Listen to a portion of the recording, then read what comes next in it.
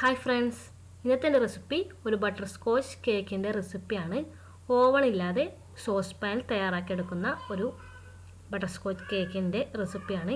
ഇതിനു വേണ്ടി നമുക്ക് ആദ്യം തന്നെ കേക്കിൻ്റെ ഡ്രൈ ഇൻഗ്രീഡിയൻസ് ഒന്ന് അരിച്ചെടുക്കണം. ഒരു അരിപ്പയിലേക്ക് നമുക്ക് 1 കപ്പ് മൈദ ചേർത്ത് കൊടുക്കാം. ഇതിലേക്ക് 1 ടീസ്പൂണോളം baking powder, 1/2 teaspoon baking soda, ഒരു 1/4 ടീസ്പൂണോളം ഉപ്പ് എന്നിവ ചേർത്തതിന് ശേഷം നല്ലവണ്ണം ഒന്ന് അരിച്ചെടുക്കാം. അതിനുശേഷം നല്ലവണ്ണം ഇതൊന്ന് മിക്സ് ചെയ്ത് യോജിപ്പിച്ചതിന് ശേഷം ഒരു സൈഡിലോട്ട് മാറ്റി വെക്കാം. നമുക്കിതിന് വേണ്ടിയുള്ള മുട്ടയൊന്ന് ബീറ്റ് ചെയ്തെടുക്കണം. ഒരു ബൗളിലോട്ട് 3 മുട്ട ചേർത്ത് കൊടുത്തിട്ടുണ്ട്. റൂം ടെമ്പറേച്ചറുള്ള മുട്ട വേണം കേക്കിൻ്റെ റെസിപ്പിക്കായിട്ട് എടുക്കാൻ വേണ്ടിയിട്ട്. അതുപോലെ തന്നെ മുട്ട ബീറ്റ് ചെയ്യുന്ന പാത്രത്തിൽ ഒട്ടും വെള്ളത്തിൻ്റെ അംശമൊന്നും ഉണ്ടാകാൻ പാടില്ല. മുട്ട അല്പം ഒന്ന് ബീറ്റായി വരുമ്പോൾ ഇതിലേക്കൊരു 1/4 കപ്പോളം പഞ്ചസാര ചേർത്തൊന്ന് ബീറ്റ് ചെയ്തെടുക്കാം. ഞാനിപ്പോൾ ചെറിയ തരിയുള്ള പഞ്ചസാരയാണ് യൂസ് ചെയ്തിരുന്നത്.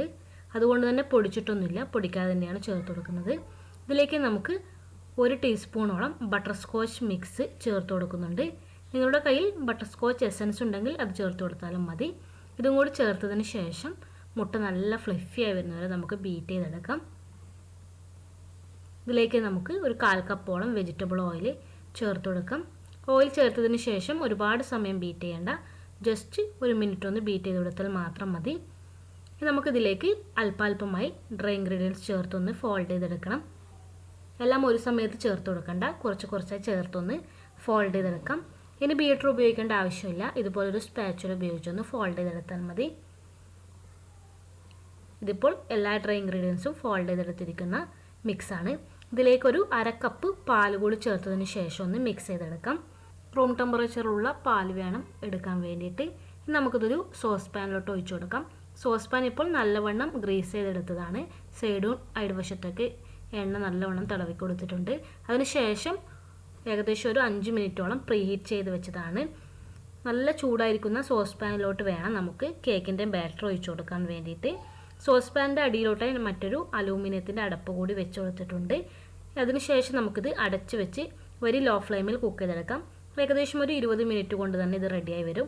ഇപ്പോൾ നമ്മുടെ കേക്ക് നല്ലവണ്ണം കുക്കായിട്ടുണ്ട്. ടൂത്ത് പിക്ക് ഉപയോഗിച്ച് ടെസ്റ്റ് ചെയ്യുമ്പോൾ ടൂത്ത് പിക്ക് നല്ല ക്ലിയറായി വന്നിട്ടുണ്ട്. ഇനി നമുക്കിതൊരു സൈഡിലോട്ട് മാറ്റി വെക്കാം. ഇത് നമുക്കിതിന് വേണ്ടിയുള്ള ബട്ടർ സ്കോച്ച് സോസ് ഒന്ന് തയ്യാറാക്കിയെടുക്കാം. അതിനുവേണ്ടി ഒരു പാനിലേക്ക് 1/2 കപ്പ് പഞ്ചസാര ചേർത്ത് കൊടുക്കാം. ഇതിലേക്ക് 1 ടേബിൾ സ്പൂണോളം വെള്ളം കൂടി ചേർത്തതിന് ശേഷം ഒന്ന് കാരമലാവാൻ അനുവദിക്കാം. ഫ്ലെയിം എപ്പോഴും ലോ ഫ്ലെയിമിലായിരിക്കണം. ഹൈ ഫ്ലെയിമിൽ വെച്ചൊന്നും കാരമൽ തയ്യാറാക്കാൻ പാടില്ല. അപ്പോൾ നമ്മുടെ കാരമലിന് നല്ല കയ്പ്പ് രസം വരും. കുറച്ചധികം സമയം എടുത്ത് തന്നെ ലോ ഫ്ലെയിമിലിട്ട് കാരമലൈസ് ചെയ്തെടുത്താൽ മതി. അതായിരിക്കും നല്ല ടേസ്റ്റി ആയിട്ടുണ്ടാവുക. അത് പ്രത്യേകം ശ്രദ്ധിക്കേണ്ട കാര്യമാണ്. ഇടയ്ക്കിടയ്ക്കൊന്ന് പാനൊന്ന് ഇതുപോലെ ഒന്ന് ചുറ്റിച്ചുകൊടുത്താൽ മതി. ഇപ്പോൾ നമ്മുടെ പഞ്ചസാര മുഴുവനായിട്ട് കാരമലായി വന്നിട്ടുണ്ട്. ഒരുപാട് കളറ് ഡാർക്ക് ആവാൻ വേണ്ടി വെയിറ്റ് ചെയ്യേണ്ട. ഈ ഒരു സ്റ്റേജ് എത്തിയാൽ തന്നെ നമുക്കിതിലേക്കൊരു 1/4 കപ്പോളം ബട്ടർ ചേർത്ത് കൊടുക്കാം. ഞാനിപ്പോൾ അൺസാൾട്ടഡ് ബട്ടർ അല്ല യൂസ് ചെയ്തിരിക്കുന്നത്, സാൾട്ടഡ് ആണ്. അതുകൊണ്ട് തന്നെ ഇതിലേക്ക് സെപ്പറേറ്റിന് ഉപ്പ് ചേർത്ത് കൊടുക്കുന്നില്ല. നിങ്ങൾ അൺസാൾട്ടഡ് എടുക്കുന്നെങ്കിൽ ഒരു പിഞ്ച് ഉപ്പ് കൂടി ചേർത്ത് കൊടുക്കണം. അതിനുശേഷം നല്ലവണ്ണം മിക്സ് ചെയ്തെടുക്കാം. ഇതിലേക്കൊരു 1/2 കപ്പോളം ഫ്രഷ് ക്രീം കൂടി ചേർത്തൊന്ന് നല്ലവണ്ണം ഒന്ന് മിക്സ് ചെയ്ത് യോജിപ്പിച്ചെടുക്കാം. ഫ്രഷ് ക്രീമിന് പകരമായി വിപ്പിംഗ് ക്രീമും യൂസ് ചെയ്യാവുന്നതാണ്. ഇതെല്ലാം കൂടി ഒന്ന് നല്ലവണ്ണം കമ്പൈൻ ചെയ്ത് വന്നാൽ നമുക്ക് ഫ്ലെയിം ഓഫ് ചെയ്യാം. ഇതാണ് നമുക്ക് വേണ്ടിയിട്ടുള്ള ബട്ടർ സ്കോച്ച് സോസ്. നമുക്കിതൊന്ന് ചൂടാറാൻ അനുവദിക്കാം. ചൂടാറിയാൽ അല്പം ഒന്ന് ഇത് തിക്കായി വരും. ഇനി നമുക്കിതിലേക്ക് വേണ്ടിയുള്ള നട്ട്സ് ഒന്ന് കാരമലൈസ് ചെയ്യണം, അതായത് പ്രളയം തയ്യാറാക്കിയെടുക്കണം. അതിനുവേണ്ടി അല്പം കാഷ്യൂവും ബദാമും എടുത്തിട്ടുണ്ട്. ആദ്യം നമുക്കിതൊന്ന് 1-2 മിനിറ്റ് വരെ ഒന്ന് ഡ്രൈ റോസ്റ്റ് ചെയ്തെടുക്കാം. എണ്ണയൊന്നും ഒഴിച്ച് റോസ്റ്റ് ചെയ്തെടുക്കേണ്ട ആവശ്യമൊന്നുമില്ല. ഇതുപോലെ ഒന്ന് ഡ്രൈ റോസ്റ്റ് ചെയ്തെടുത്താൽ മതി. ഇനി നമുക്കിതൊന്ന് ചൂടോടുകൂടി തന്നെ ചെറുതായി ഒന്ന് ക്രഷ് ചെയ്തെടുക്കാം. മിക്സിയിലിട്ട് പൊടിച്ചെടുക്കേണ്ട, ചെറുതായി ഒന്ന് കല്ലുപയോഗിച്ചൊന്ന് കുത്തിയെടുത്താൽ മതി. ഇനി നമുക്കിതിന് വേണ്ടിയുള്ള കാരമൽ തയ്യാറാക്കിയെടുക്കാം. അതിനുവേണ്ടി 1/4 കപ്പ് പഞ്ചസാര ഒരു പാനിലോട്ട് ചേർത്തിട്ടുണ്ട്. ഇതിലേക്കൊരു 1.5 ടേബിൾ സ്പൂൺ വെള്ളം കൂടി ചേർത്ത് കാരമലാക്കി മാറ്റിയിട്ടുണ്ട്. ലോ ഫ്ലെയിമിൽ വെച്ചാണ് കാരമൽ തയ്യാറാക്കിയിരിക്കുന്നത്. ഇതിലേക്കൊരു 2 ടേബിൾ സ്പൂണോളം ബട്ടർ കൂടി ചേർത്ത് കൊടുത്തിട്ടുണ്ട്. സാൾട്ടഡ് ബട്ടറാണ് യൂസ് ചെയ്തിരിക്കുന്നത്. ഇതും കൂടി ചേർത്ത് നല്ലവണ്ണം ഒന്ന് മിക്സ് ചെയ്ത് യോജിപ്പിച്ചെടുക്കാം. നമുക്കിതിലേക്ക് ക്രഷ് ചെയ്ത് വെച്ചിരിക്കുന്ന അണ്ടിപ്പരിപ്പും ബദാമും ചേർത്ത് കൊടുക്കാം. ഇതും കൂടി ചേർത്തതിന് ശേഷം നല്ലവണ്ണം ഒന്ന് 1 മിനിറ്റോളം ഒന്ന് മിക്സ് ചെയ്തെടുക്കാം. ഫ്ലെയിം എപ്പോഴും ലോ ഫ്ലെയിമിലായിരിക്കണം, അത് പ്രത്യേകം ശ്രദ്ധിക്കണം. അല്ലെങ്കിൽ ഇതിൻ്റെ ടേസ്റ്റൊക്കെ നല്ല കയ്പ്പ് രസമായി മാറും. അത് പ്രത്യേകം ശ്രദ്ധിക്കേണ്ട കാര്യമാണ്.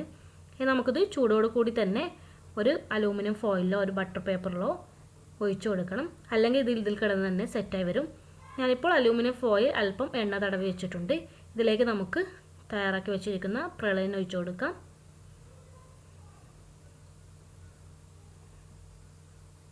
തവി ഉപയോഗിച്ച് തന്നെ ഒന്ന് ജസ്റ്റ് ഒന്ന് നിരത്തി കൊടുക്കാം.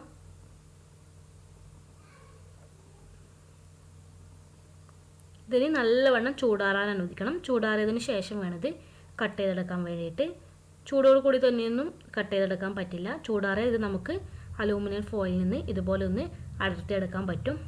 ഇതിപ്പോൾ നമ്മുടെ പ്രളയം സെറ്റായിട്ടുണ്ട്. ഇനി നമുക്കിത് ചെറിയ പീസായി കട്ട് ചെയ്തെടുക്കാം. ഇതുപോലെ കൈ ഉപയോഗിച്ച് ചെറിയ ചെറിയ പീസാക്കി എടുക്കാം.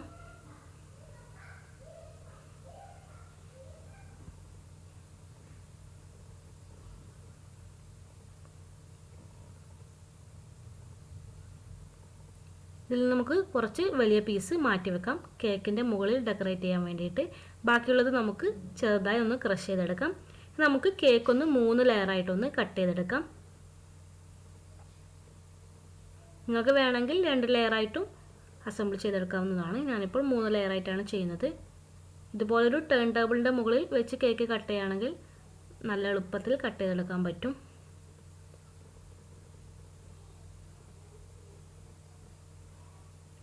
നമുക്കിതിന് വേണ്ടിയുള്ള വിപ്പിംഗ് ക്രീം കൂടി തയ്യാറാക്കിയെടുക്കാം. ഇതിപ്പോൾ 1.5 കപ്പ് വിപ്പിംഗ് ക്രീമാണ്. നല്ല സ്റ്റിഫായി വരെ ബീറ്റ് ചെയ്തെടുത്തതാണ്. ഇതിലേക്ക് അല്പം ഒരു യെല്ലോ ഫുഡ് കളർ കൂടി ചേർത്ത് കൊടുത്തിട്ടുണ്ട്.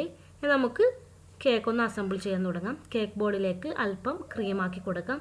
അതിനുശേഷം നമുക്ക് ഫസ്റ്റ് ലെയർ കേക്ക് വെച്ച് കൊടുക്കാം. ഇതിൻ്റെ മുകളിൽ ഷുഗർ സിറപ്പ് കൊണ്ടൊന്ന് വെറ്റാക്കി കൊടുക്കാം. ഷുഗർ സിറപ്പ് തയ്യാറാക്കുന്ന വീഡിയോ ഒക്കെ മുമ്പ് തന്നെ ഒരുപാട് അപ്ലോഡ് ചെയ്തിട്ടുണ്ട്. അതുകൊണ്ടാണ് ഈ വീഡിയോയിൽ ഉൾപ്പെടുത്താത്തത്. ഇതിലേക്ക് നമുക്ക് വിപ്പിംഗ് ക്രീം വെച്ച് കൊടുക്കാം. ക്രീമിൻ്റെ അളവൊക്കെ നിങ്ങൾക്ക് നിശ്ചയിക്കാവുന്നതാണ്. നിങ്ങളുടെ ഇഷ്ടാനുസരണം ഇതിലേക്ക് ക്രീം ആഡ് ചെയ്ത് കൊടുക്കാം. നമുക്ക് ഇതിൻ്റെ മുകളിലോട്ടായി ബട്ടർ സ്കോച്ച് സോസ് ഒഴിച്ചു കൊടുക്കാം. 2-3 ടേബിൾ സ്പൂണോളം സോസ് ഒഴിച്ചു കൊടുക്കാം. അതിനുശേഷം എല്ലായിടത്തും ഒരുപോലെ ഒന്ന് സ്പ്രെഡ് ചെയ്തെടുക്കാം. ഇതുപോലെ നൈഫ് ഉപയോഗിച്ച് തന്നെ ഒന്ന് സ്പ്രെഡ് ചെയ്ത് കൊടുത്താൽ മതി. നമുക്ക് ഇതിൻ്റെ മുകളിലോട്ടായി തയ്യാറാക്കി വെച്ചിരിക്കുന്ന പ്രളയം ഇട്ട് കൊടുക്കാം. ക്രഷ് ചെയ്ത് വെച്ചിരിക്കുന്ന പ്രളയനാണ് ഈ സമയത്ത് ചേർത്ത് കൊടുക്കേണ്ടത്. നമുക്ക് സെക്കൻഡ് ലെയർ കേക്ക് വെച്ച് കൊടുക്കാം. സെയിം പ്രോസസ്സ് തന്നെ നമുക്ക് റിപ്പീറ്റ് ചെയ്യാം. മുകളിൽ ഷുഗർ സിറപ്പ് വെച്ചൊന്ന് നനച്ചു കൊടുക്കാം. അതിനുശേഷം ക്രീം വെച്ചൊന്ന് ഫ്രോസ്റ്റ് ചെയ്തെടുക്കാം.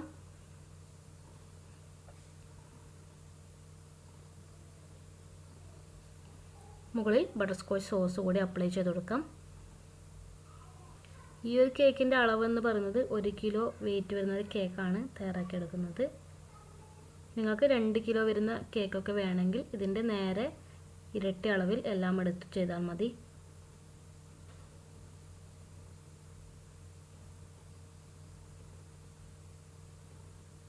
ഇപ്പോൾ ലാസ്റ്റ് ലെയർ കേക്കും വെച്ച് കൊടുത്തിട്ടുണ്ട്. മുകളിൽ നമുക്ക് ഷുഗർ സിറപ്പ് ഒന്ന് അപ്ലൈ ചെയ്ത് കൊടുക്കാം. ഇങ്ങനെ ഷുഗർ സിറപ്പ് വെച്ച് നനച്ചു കൊടുത്താലേ നമ്മുടെ കേക്ക് നല്ല സോഫ്റ്റായി കിട്ടുകയുള്ളൂ. നമുക്ക് സൈഡിലും മുകൾ ഭാഗത്തൊക്കെ ക്രീം വെച്ചൊന്ന് നല്ലവണ്ണം ഒന്ന് ഫ്രോസ്റ്റ് ചെയ്തെടുക്കാം. ക്രീം അല്പം കൂടുതൽ തന്നെ ഈ സമയത്ത് ചേർത്ത് കൊടുക്കാം. കേക്ക് കംപ്ലീറ്റ് ആയിട്ട് ക്രീം വെച്ചൊന്ന് ഫ്രോസ്റ്റ് ചെയ്തെടുക്കാം. ബട്ടർ സ്കോച്ച് കേക്ക് ആയതുകൊണ്ടാണ് ഞാൻ ഈ ക്രീമിന് ചെറുതായിട്ടൊരു യെല്ലോ കളർ കൊടുത്തിരിക്കുന്നത്. നിങ്ങൾക്ക് കളർ ആഡ് ചെയ്യാൻ താല്പര്യമില്ലെങ്കിൽ ആ സ്റ്റെപ്പ് സ്കിപ്പ് ചെയ്യാവുന്നതാണ്. ഇപ്പോൾ കേക്ക് കംപ്ലീറ്റ് ആയിട്ട് ഫ്രോസ്റ്റ് ചെയ്തെടുത്തിട്ടുണ്ട്. നമുക്കിതൊരു 10 മിനിറ്റോളം ഫ്രീസറിൽ വെക്കാം. അതിനുശേഷം ബാക്കിയുള്ള ഡെക്കറേഷൻസൊക്കെ ചെയ്തെടുക്കാം. ഇതിപ്പോൾ ഫ്രീസറിൽ വെച്ചെടുത്ത കേക്കാണ്. ഇതിൻ്റെ സൈഡിലോട്ടായി നമുക്ക് പ്രളയം വെച്ചൊന്ന് കോട്ട് ചെയ്തെടുക്കാം. സൈഡ് മൊത്തം കവർ ചെയ്യേണ്ട, ചെറുതായിട്ടൊരു ബോർഡർ പോലെ വരച്ചു കൊടുത്താൽ മതി. ഡെക്കറേഷനൊക്കെ നിങ്ങളുടെ ഇഷ്ടത്തിനനുസരിച്ച് ചെയ്യാം. ഞാനിപ്പോൾ നോർമലി കണ്ടുവരുന്ന ബട്ടർ സ്കോച്ച് കേക്കിൻ്റെ ഒരു ഡെക്കറേഷനാണ് കാണിച്ചിരിക്കുന്നത്. ഇനി നമുക്ക് ഇതിൻ്റെ സൈഡിലോട്ടായി ബട്ടർ സ്കോച്ച് സോസ് ഒന്ന് ഡ്രിപ്പ് ചെയ്ത് കൊടുക്കാം. ഇതുപോലെ നമുക്ക് സൈഡിലോട്ടായി ഡ്രിപ്പ് ചെയ്ത് കൊടുത്താൽ മതി. ഡ്രിപ്പ് ചെയ്യാൻ എളുപ്പത്തിന് ഒരു പൈപ്പിംഗ് ബാഗിലേക്ക് സോസ് ആക്കി കൊടുത്തിട്ടുണ്ട്. അതിനുശേഷം ഇതുപോലെ ഒന്ന് ഡ്രിപ്പ് ചെയ്ത് കൊടുക്കാം.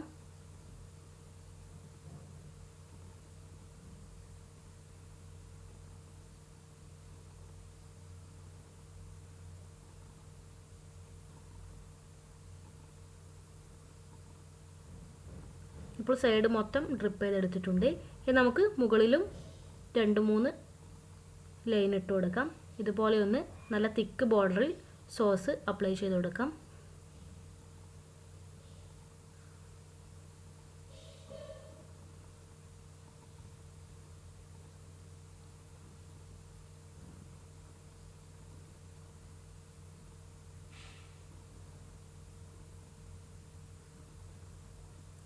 ഇനി ഇതിൻ്റെ മുകളിലോട്ടായി യെല്ലോ കളർ ആഡ് ചെയ്തിരിക്കുന്ന വിപ്പിംഗ് ക്രീം തന്നെ ഒന്ന് ഡെക്കറേറ്റ് ചെയ്ത് കൊടുക്കുന്നുണ്ട്. 1mm നോസിലാണ് യൂസ് ചെയ്തിരിക്കുന്നത്. ചെറുതായിട്ടൊന്ന് ഇതുപോലെ ഒന്ന് പ്രസ് ചെയ്ത് കൊടുത്താൽ മതി.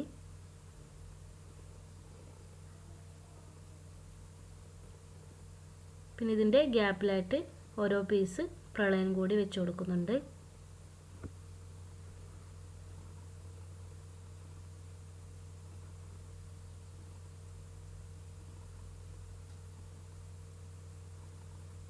ഇപ്പോൾ നമ്മുടെ ബട്ടർ സ്കോച്ച് കേക്ക് തയ്യാറായിട്ടുണ്ട്. നമുക്കിത് നല്ലവണ്ണം ഫ്രിഡ്ജിൽ വെച്ച് തണുപ്പിച്ചെടുക്കാം. തണുത്തതിന് ശേഷം മാത്രം കട്ട് ചെയ്ത് സെർവ് ചെയ്യാം. അപ്പോഴേ കേക്കിൻ്റെ കറക്റ്റ് ടേസ്റ്റ് കിട്ടുകയുള്ളൂ. എൻ്റെ ഈ റെസിപ്പി നിങ്ങൾക്ക് എല്ലാവർക്കും ഇഷ്ടമായെന്ന് വിചാരിക്കുന്നു. ഇഷ്ടമായെങ്കിൽ ഈ വീഡിയോ ലൈക്ക് ചെയ്യാനും ഷെയർ ചെയ്യാനും അതോടൊപ്പം തന്നെ നിങ്ങൾ ഇതുവരെ എൻ്റെ ചാനൽ സബ്സ്ക്രൈബ് ചെയ്തില്ലെങ്കിൽ സബ്സ്ക്രൈബ് ചെയ്യാനും മറക്കരുത്. കൂടെ തന്നെ ആ ബെല്ലൈക്കൺ കൂടി ഒന്ന് പ്രസ് ചെയ്യണം. അപ്പോഴേ ഞാൻ പുതുതായിട്ട് വീഡിയോസ് ഇടുമ്പോൾ നിങ്ങൾക്ക് നോട്ടിഫിക്കേഷൻ ലഭിക്കുകയുള്ളൂ. അപ്പോൾ വീണ്ടും നല്ല നല്ല റെസിപ്പിയുമായി കാണാം. അതുവരെ എല്ലാവർക്കും ബൈ, ടേക്ക് കെയർ.